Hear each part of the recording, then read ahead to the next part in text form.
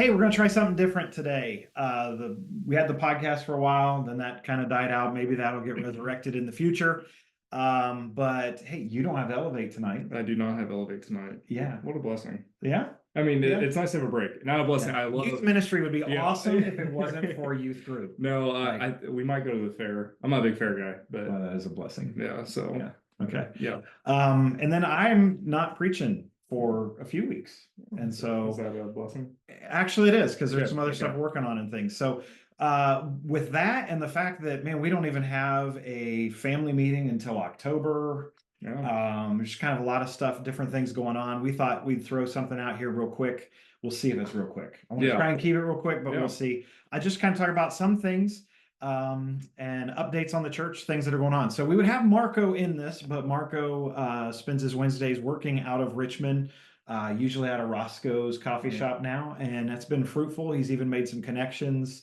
I believe one of the couples or a guy that was here Sunday to hear him preach was because he bumped into him at Roscoe's and they got to talking. Oh, So really? That's awesome. super cool. So stuff with the church plan's definitely taken off. You're hearing him do the Sola series, hitting their core values.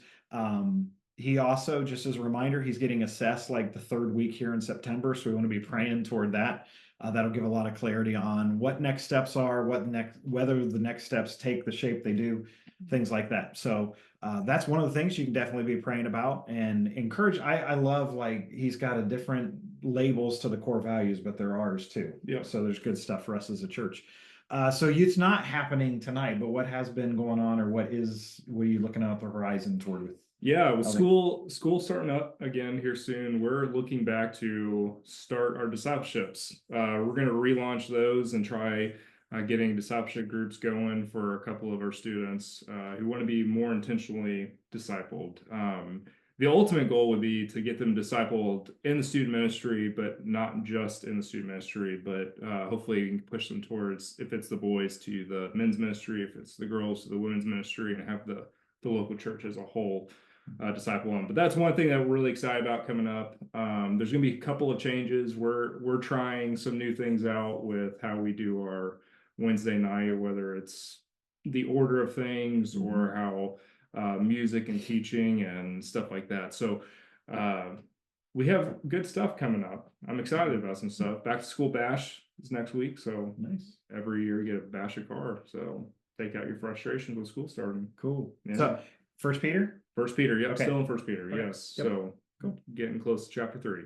Awesome. Yeah. Sounds good. Sounds good. Well, Marco will wrap up his Sola series in mid-September, and then we'll jump right back into the Gospel of Luke. We're going to start traveling through that. I know you're preaching one of the Sundays. Andrew Right. Barry's preaching one of the Sundays, and they're going to stay in Luke with us. So that'll be fun. Maybe get a little traction. It doesn't feel like the series keeps getting interrupted over and over again. I've been super excited that I'm working on kind of creating a new elder study for us as a church. Been a few years since we did it. We have done Strzok for years. Super good at, like, what is the role of an elder, why elder leadership, why more than one elder. He lays out like all of those things really well. Doesn't necessarily talk about what shepherding looks like. So the last study or two that I've done, I did a book by Timothy Whitmer called The Shepherd Leader, and it was really good about talking about shepherding and what things look like, but it didn't necessarily talk about what an elder is. Yeah, that makes sense.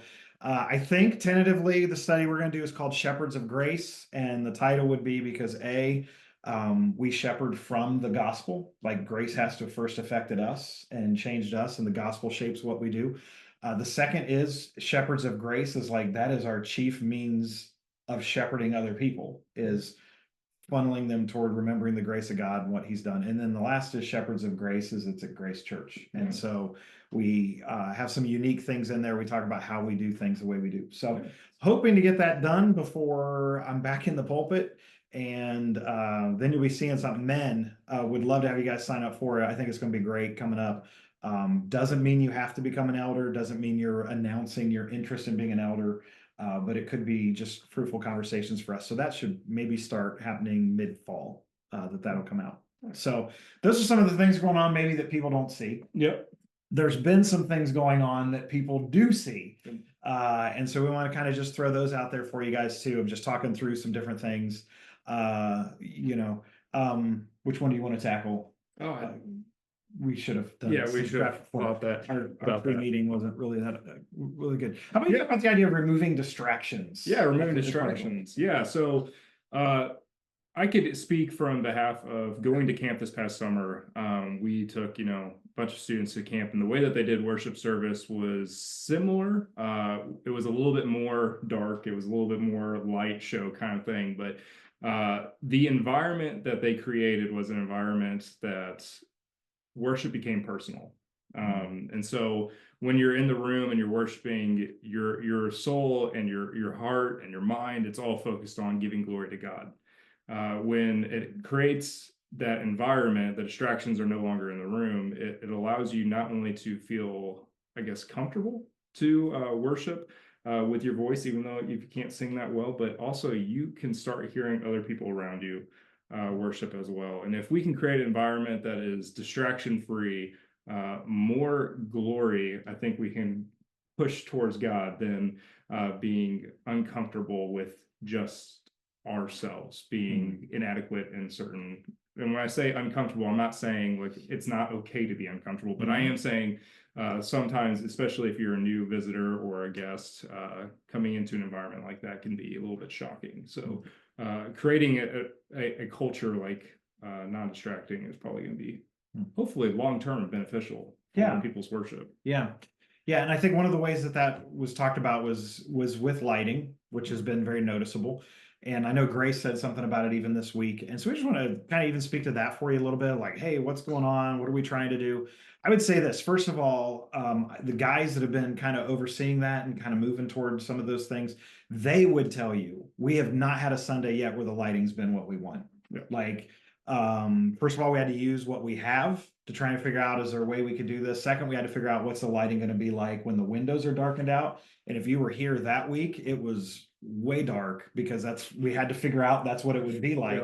Yeah. Last week, there was more light because they actually installed, raising the roof. They installed canned lighting up in, and so you'll notice things don't hang down, which, by the way, things not hanging from the ceiling and wall sconces not on the walls makes youth ministry a little easier. It does. Like, you don't have to panic every time a ball flies through the room. Those can lights, I was worried every time a ball went up there. Yeah. So they're trying to figure that out. They're adding some lighting for stage and stuff.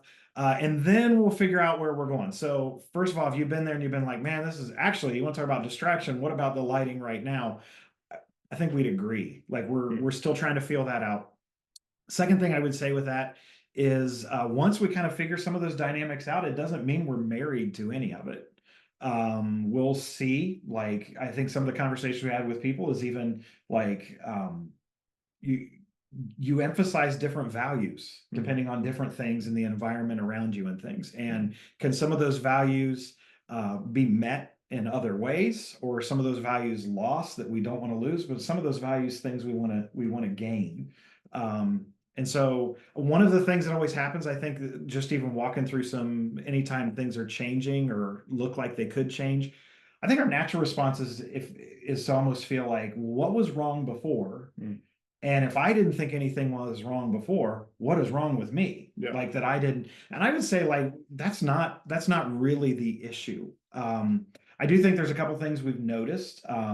We would like to see people sing more. That's a cultural thing.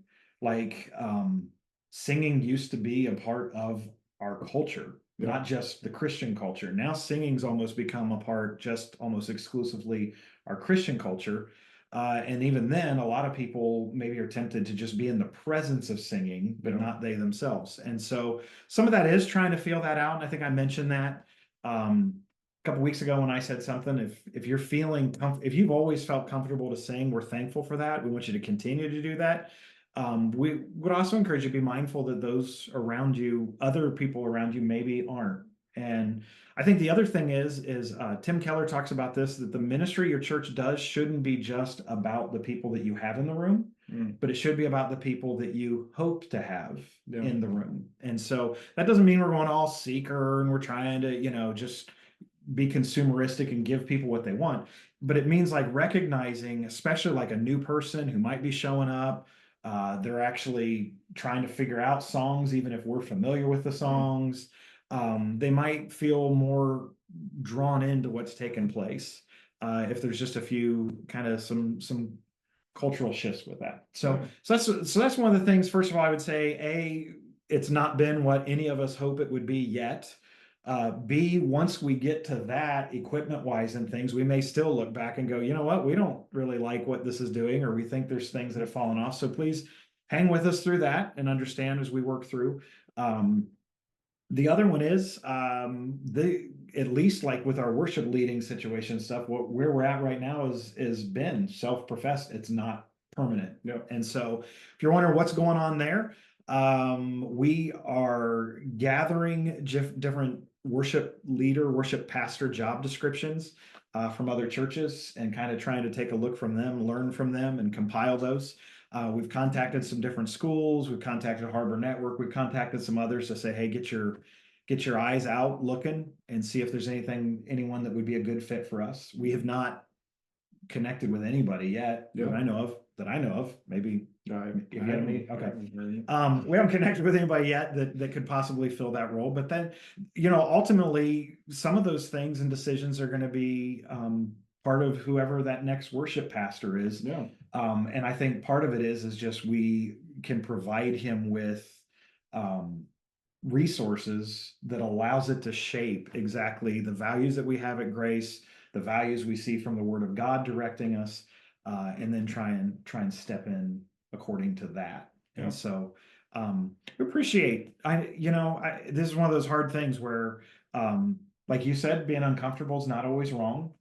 I think change is not always wrong, and change is not always right.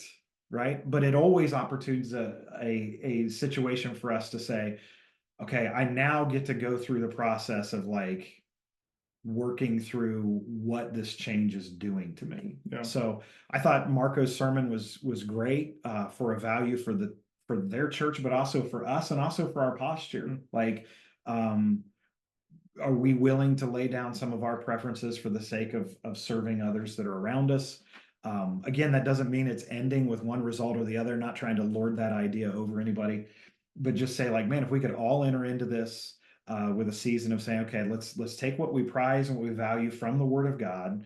Let's consider. I think one of the in the Old Testament, it's fascinating. There's the story where Moses, where the people grumble. That's in there all the time, but where that happens and they rebel against Moses, and God strikes them with like basically these snakes and things that are biting them, and then they're dying from the bite. And he tells Moses, make the copper bronze serpent and hold it up in the air. And Jesus grabs all that in John 3 and says, just as the serpent was lifted in the wilderness, so the Son of Man must be lifted up. So it's a picture of Christ that as they would look to the serpent on the staff, they would be healed. And as we would look up to the cross, we would be healed. He took our curse upon himself. That incident ends, and God tells Moses, put it in the Ark of the Covenant. And so he puts it in the Ark of the Covenant, and they keep it. And they keep like a jar of manna to remind them of God's provision. They keep different things in the Ark of the Covenant. I don't know how the mechanics of that work, of how they open it up and look at them again. Like I picture Indiana Jones, wrong guy does it, his face melts off. But somehow it shifts over years, and it comes to a place where the people have shifted from that bronze serpent being a reminder to worship God who takes the curse for them and delivered them. They begin to almost worship it like it's an idol. And at that point, God then tells Moses, destroy it. And so it's interesting, like God would never call us to temptation. He would never tempt us, right? But so it's not wrong that the serpent's put in the ark.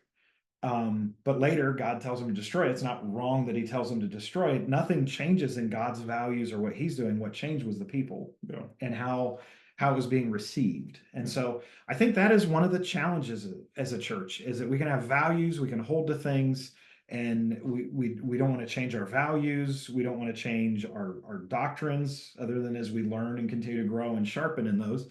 But sometimes our response to what we're doing can shift to where it then suddenly becomes we're doing it for the wrong reasons or with the wrong focus, or there's more that could be out there. by changing and adjusting. So I think this is one of those opportunities that kind of calls us into that. Please receive this video the way it was meant. It's an update. It's letting you know some things. We don't want to do this on a Sunday morning because it would take away from worship to describe worship and what's going on. But we also want to just try and get a little bit of word out. We didn't want to leave you walking in every week wondering what's going on. I mean, we might still be a little ways away from getting all the lighting set up to where we want and figuring out, talking about maybe doing some things even with the order of worship that would allow more of a focus and then us to be able to highlight some different elements of what we're trying to accomplish. So I appreciate your feedback. Really appreciate, us coming together, loving each other, loving Christ, and loving the rest of Darke County around us and wanting to see them come to Christ. Absolutely. You got anything else? I would just say, if you have any questions, come find an elder or someone in person. I would love to have a talk and chat about it, work through it with you, because we're on the same page with y'all. Yep. All right. Love you guys.